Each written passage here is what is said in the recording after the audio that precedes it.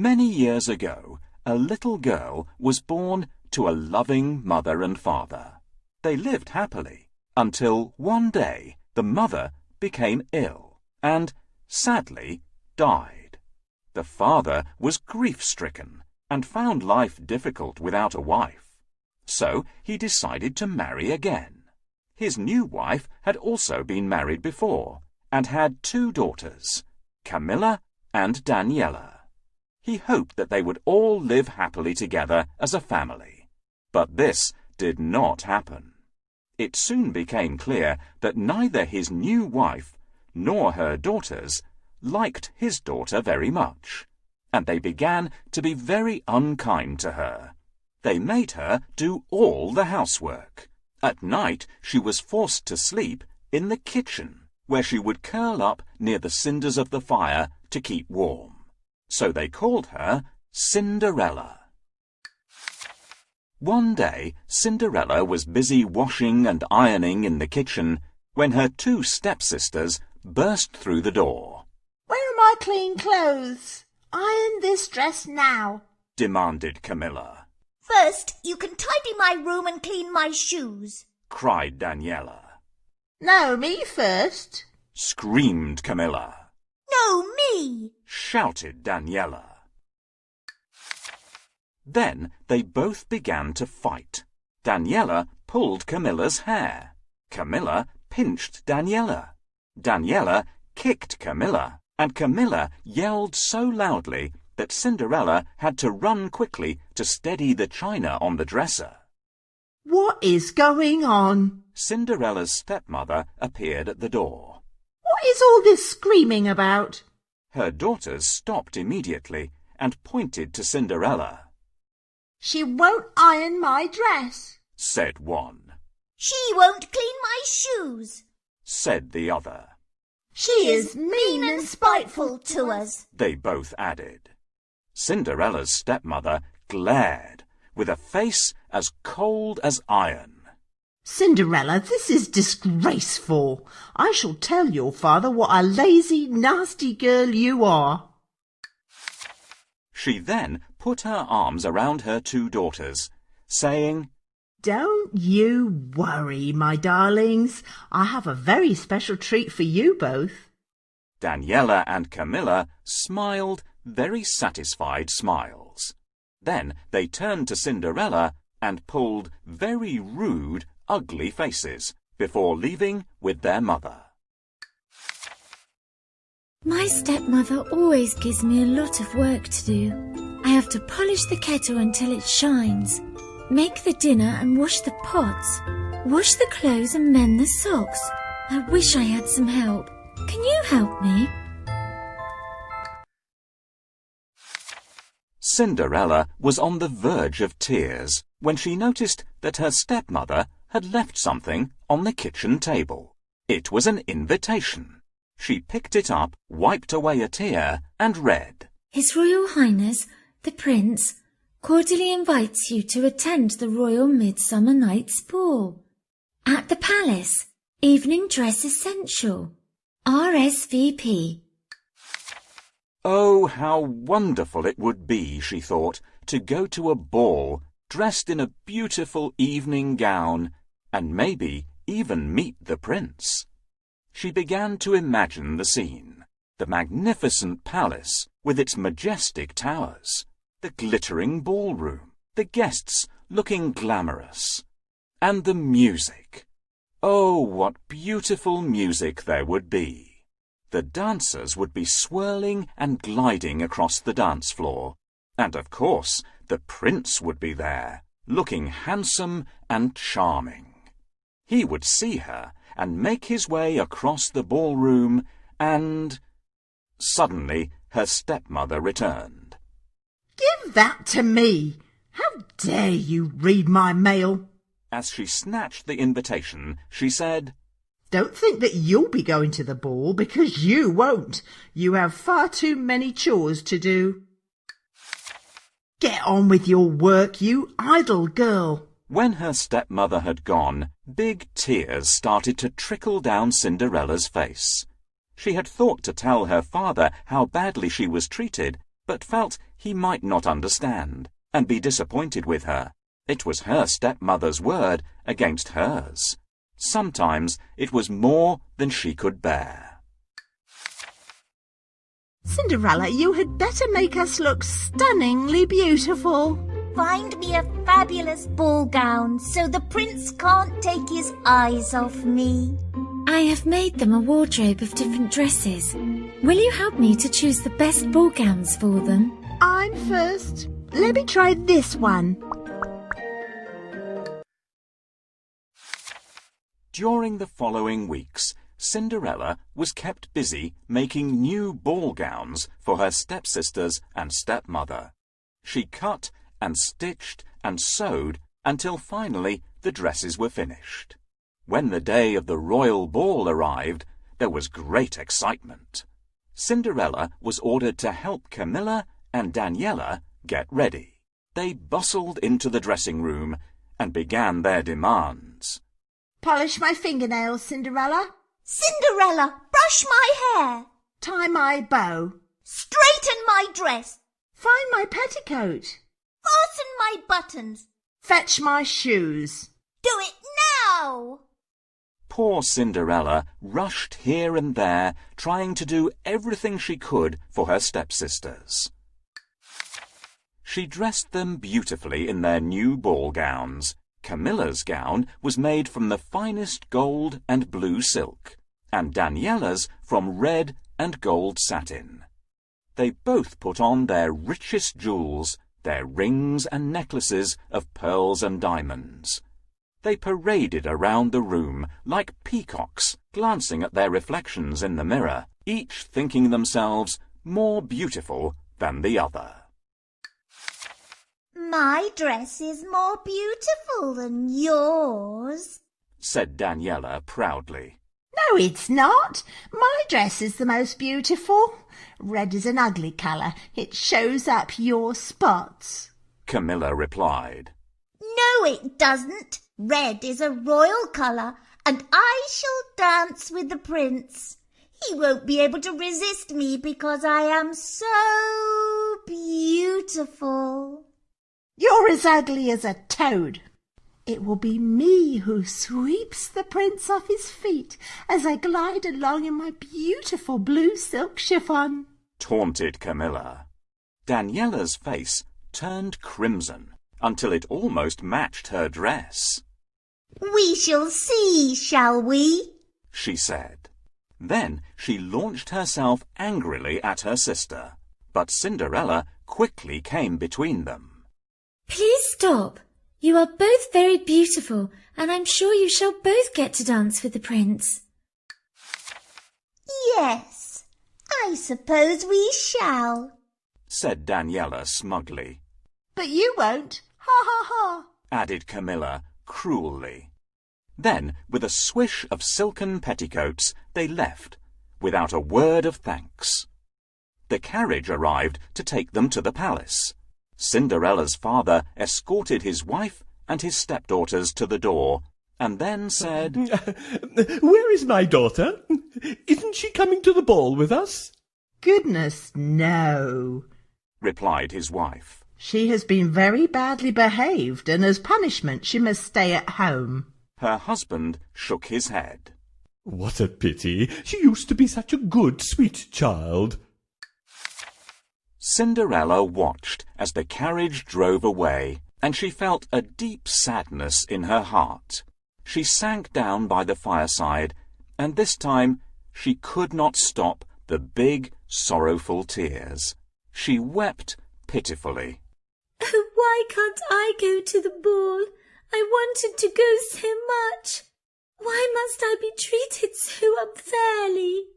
I wish my mother was here to care for me. Oh, how I wish I could go to the ball.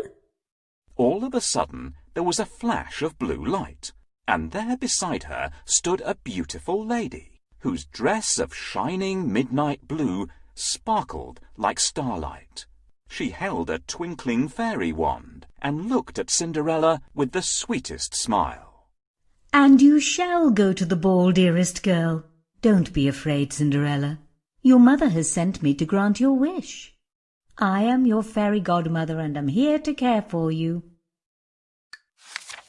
Cinderella was so amazed that she found it hard to speak at first. Oh, thank you. This is very kind of you. But how can I go in these old clothes? And however shall I get there?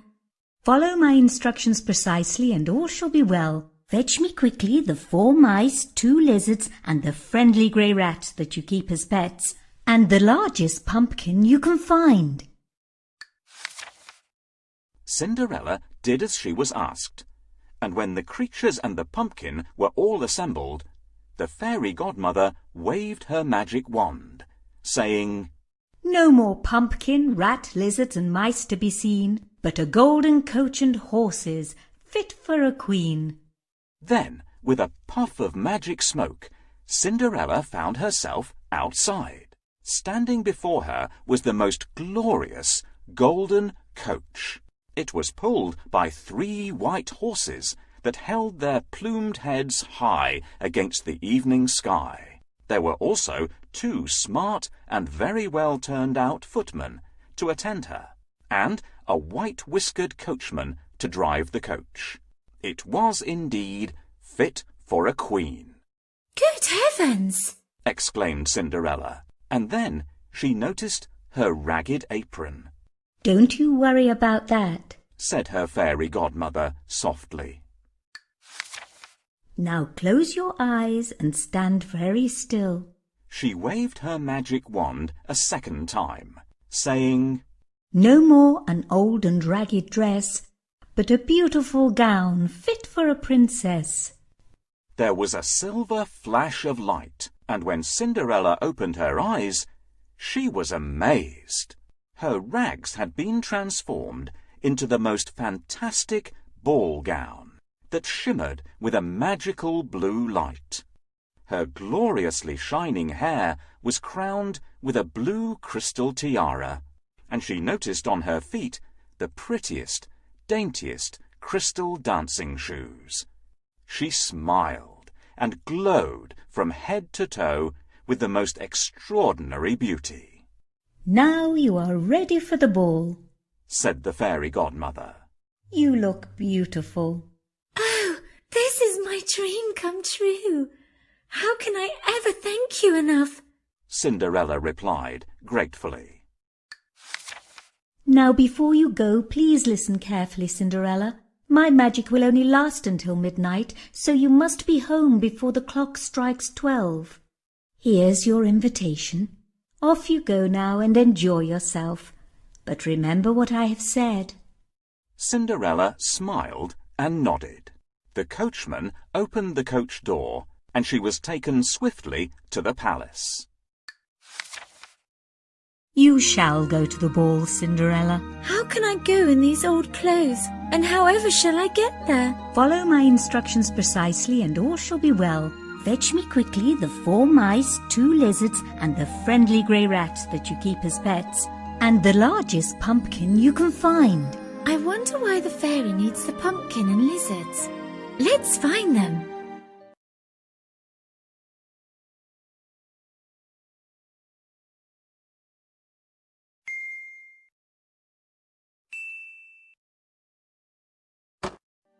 We found everything you asked for, fairy godmother. With my spell, I can change the pumpkin into a coach and the lizards into 2 splendid footmen.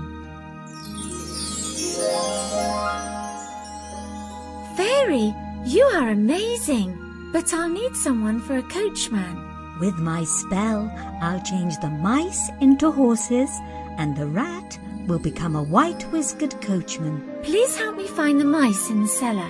Can you see them?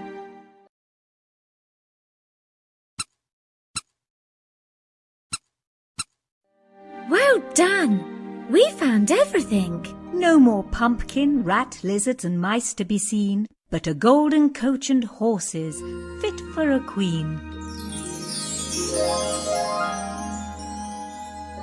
No more an old and ragged dress, but a beautiful gown, fit for a princess. This is wonderful. I feel like a princess. You shall have the most magnificent magical ball gown. never seen such a fantastic ball gown. We're all... As she approached the palace, Cinderella could hear the orchestra playing a lilting and melodious waltz. Her heart was beating fast, and she felt as though she was floating, being drawn towards the music and the ballroom. She waited at the top of the stairs to be announced, and a hushed silence fell amongst the guests. The conductor dropped his baton, and the orchestra stopped. Your Royal Highness, lords, ladies and gentlemen, I am pleased to present the Princess Mirabella. Was that really her name? It was the name clearly written on the invitation given to her, so perhaps, for this night, she really was a princess. Her beauty was so enchanting that everyone gazed in wonder. The prince fell immediately and instantly in love, and by the time she reached the last step, his hand was holding hers. Please, may I have the pleasure of this dance? Why, of course, Your Highness, she replied, smiling, and her heart was fluttering like 1,000 butterflies. The music played, and they danced and danced. They twirled and glided across the ballroom. It was obvious to everyone that the prince had found the girl of his dreams, and she had found her one true love. Of course, this didn't please Camilla and Daniela. They began to argue and blame Cinderella for not making them look beautiful enough to attract the prince's attention. It's just not fair, they screamed, and they sat with grumpy, ugly faces for the whole evening. Meanwhile, the king and queen smiled and looked at each other. They make the perfect couple, don't you agree, my dear? The king nodded and squeezed the queen's hand. I do, my dear. I do. Cinderella had not noticed the time passing until the clock began to chime. It was the first stroke of midnight. She suddenly realized that her ball gown would turn to rags, and the golden coach would turn back into a pumpkin. At this thought, she fled in haste back up the ballroom staircase, losing one of her crystal dancing shoes as she did so. She had no time to pick it up, and to her horror, as the clock struck the last chime of midnight, she saw her golden coach disappear. Once again she stood in her old clothes and ragged apron. Her enchanted evening was over. Back at the palace, her hasty exit had left everyone in some confusion. The prince was dazed and unable to understand why his princess had left so suddenly. He picked up her shoe as he followed her swiftly up the stairs. He searched the palace and the palace gardens for her, but she was nowhere to be found. Finally, he returned to the ballroom with a heavy heart, and holding the dainty crystal dancing shoe gently in his hands, he announced, I shall search the kingdom far and wide, and whosoever this shoe fits shall be my bride. The guests began to leave. The evening was over. Oh no, it's midnight already. I must run away quickly before my dress turns back into my old ragged clothes.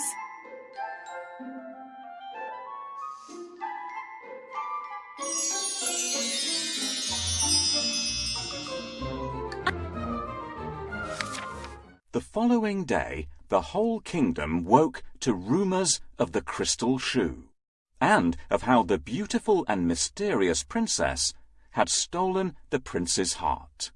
They learned how she suddenly left him as the clock struck midnight, and how a royal search party for the girl whose foot would fit the crystal shoe had been organised. It was ordered that all the young ladies in the kingdom were to try on the shoe.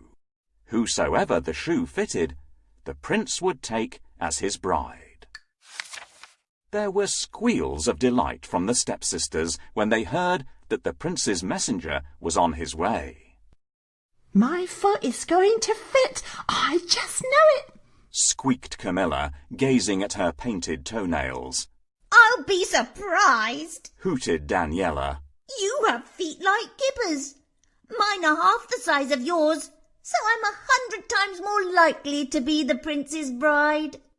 Their mother came in just in time to stop the quarrel. Now, girls, I want you to look your best. Cinderella, help your sisters, and then go and stay in the kitchen. They won't want to see you. You weren't at the ball.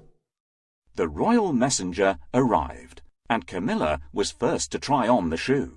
She heaved and pushed her foot in as far as she could, but it was clearly never going to fit.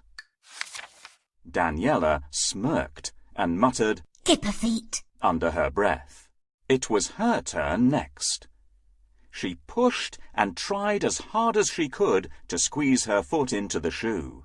Suddenly she screamed that she had cramp in her toe. She yelled and squealed and pulled such ugly faces that the page boy and the royal messenger found it hard not to laugh. Oh dear! The shoe does not fit either girl or any other girl in the kingdom. We have visited them all, sir, the page boy informed the royal messenger. The messenger then turned to Cinderella's father, who had been watching patiently, and asked hopefully, Have you no other daughters?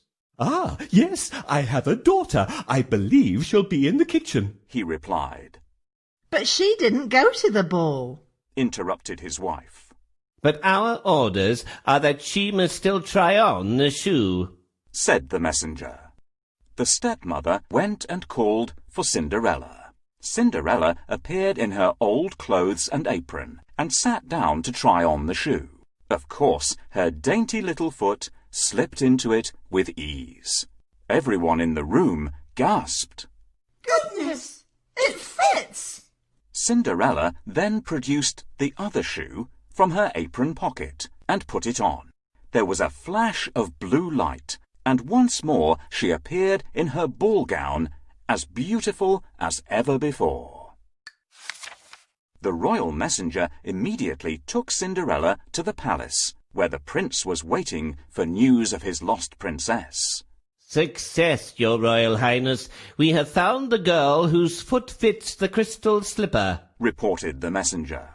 The prince smiled and gazed at Cinderella's pretty face. He knew instantly that this was the girl that he had fallen in love with at the ball. The prince took her hand.